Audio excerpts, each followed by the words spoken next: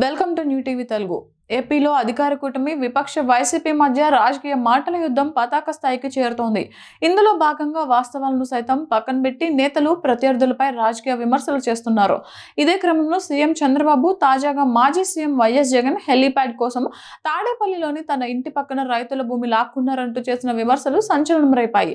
దీనిపై వైసీపీ ఇవాళ ఘాటుగా స్పందించింది. ఆధారాలతో సహా వాస్తవాలను బయటపెట్టింది.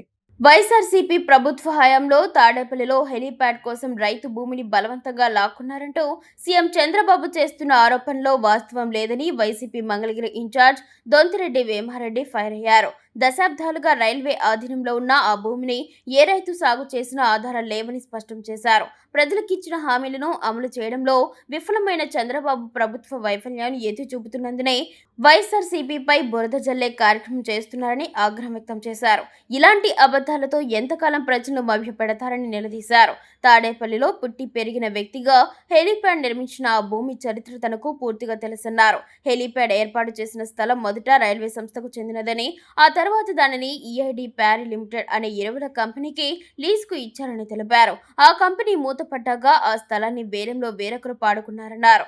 రికార్డుల ప్రకారం అది ఇప్పటికే రైల్వే ప్రభుత్వ భూమిగానే ఉందన్నారు.